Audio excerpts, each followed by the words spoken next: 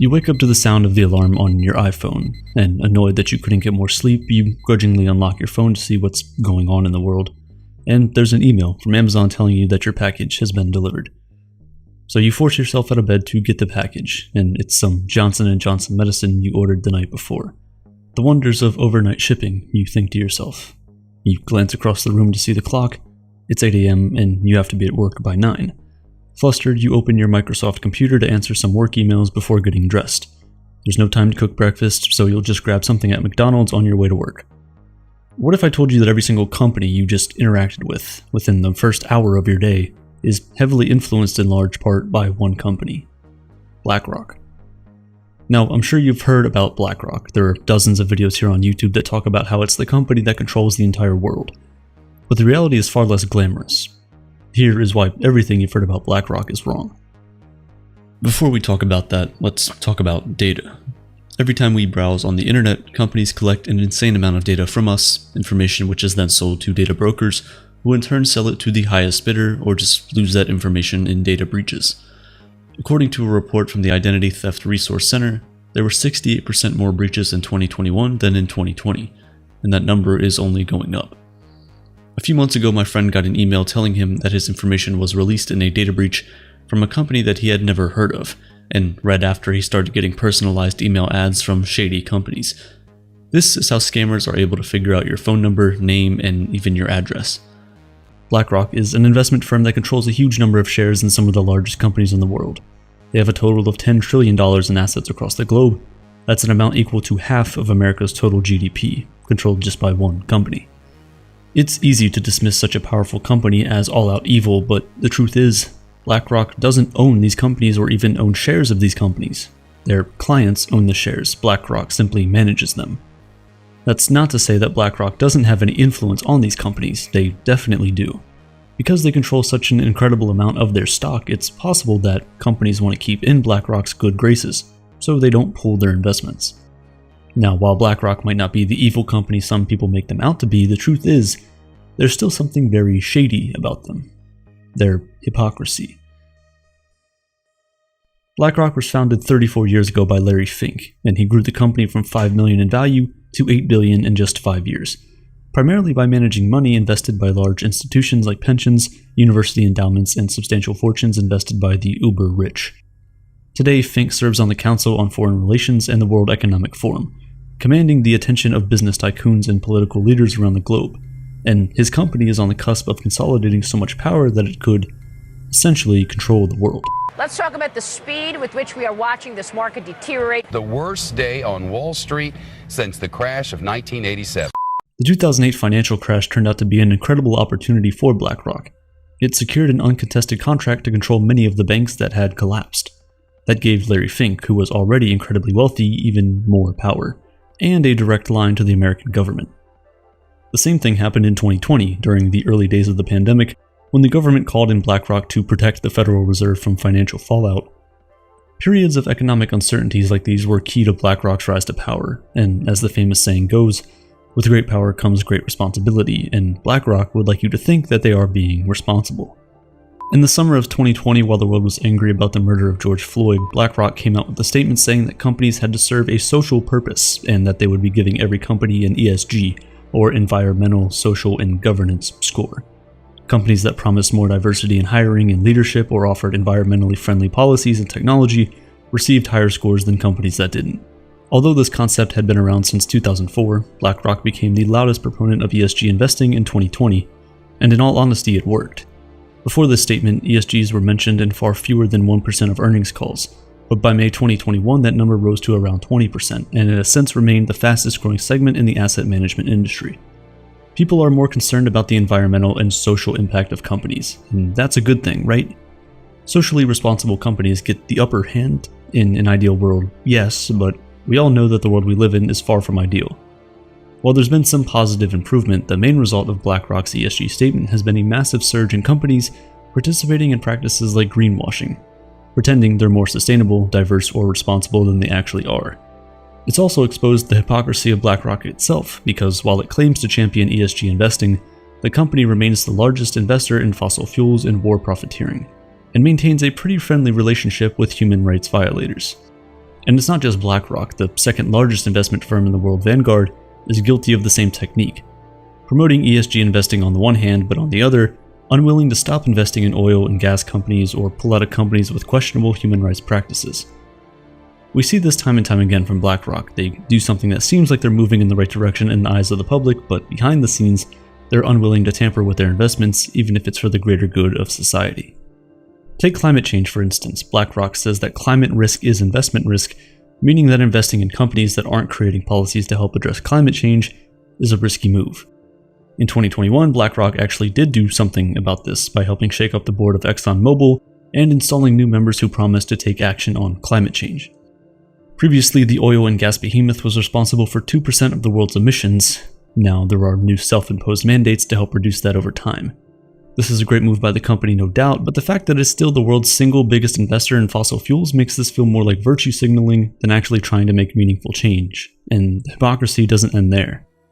As mass shootings continue to end lives in the US, BlackRock has spoken out against gun violence and said that gun manufacturers should do more to protect the lives of the American people.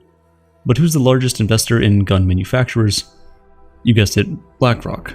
The investment firm holds a 16% stake in Sturm Ruger, 15% in Vista Outdoor, and significant percentages of other manufacturers just like them.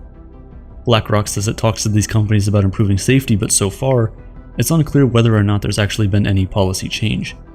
Outside of America, BlackRock's US Aerospace and Defense Fund has billions of dollars invested in major weapons contractors worldwide, like Lockheed Martin, Raytheon, and General Dynamics. They're supporting these companies that then get huge Pentagon contracts and use taxpayer money to engage in violence and war around the globe. Often, these weapons are supplied to foreign governments in the name of peace, like Saudi Arabia, which received weapons from the US government and used them to indiscriminately attack civilians in Yemen during years of civil war. Funding this spread of war and an increase in nuclear weapons shows that BlackRock constantly skirts its own commitment to human rights. So does its engagement with authoritarian governments.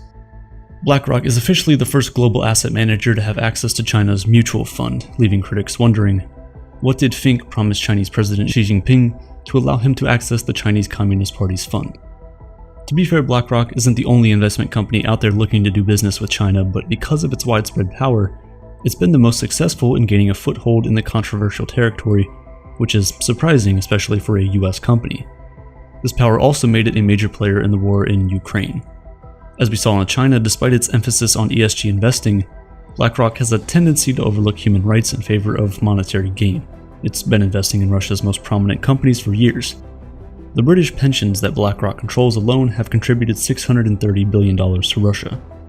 After Russia's annexation of Crimea in 2014, a precursor to what would become the more now than a year-long war in Ukraine, BlackRock reconsidered some of its investments in Russia, but just 1 year later, it was back to being among the top shareholders in the country's biggest corporations.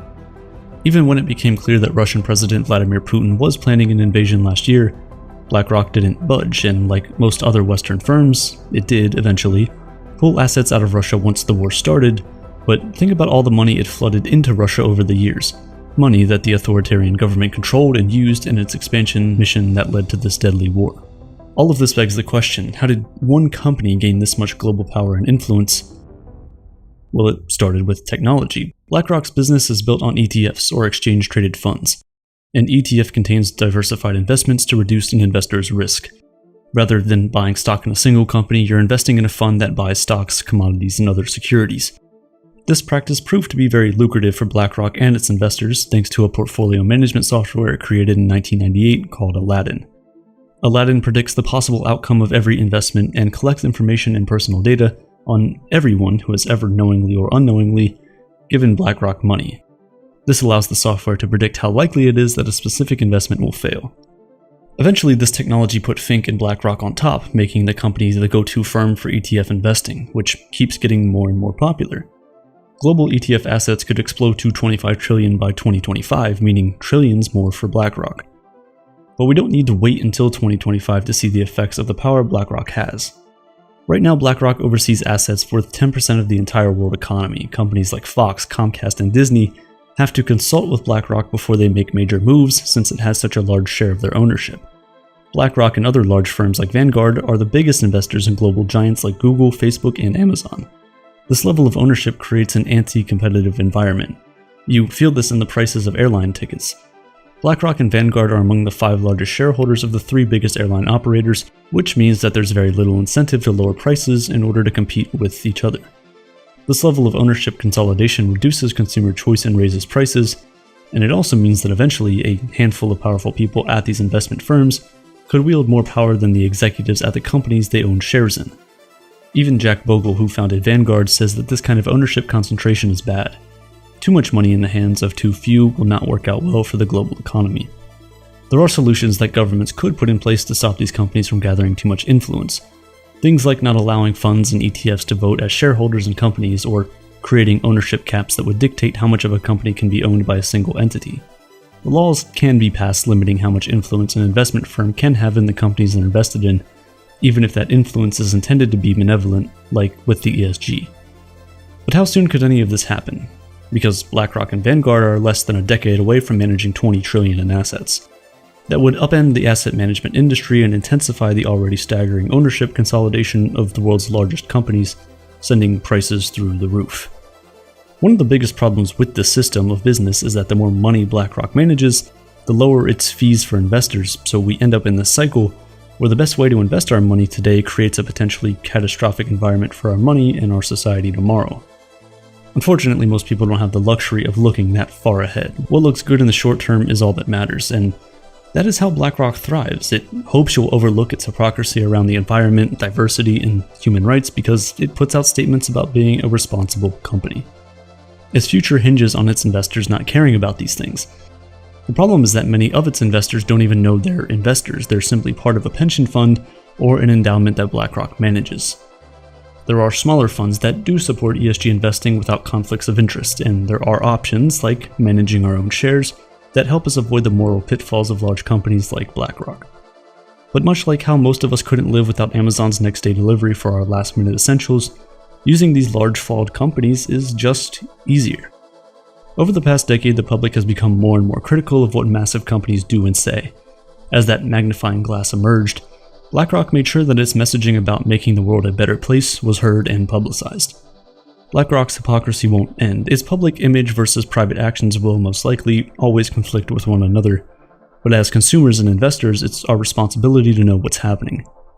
Taking them at their word is the easier option, but that's exactly what BlackRock is betting you'll do.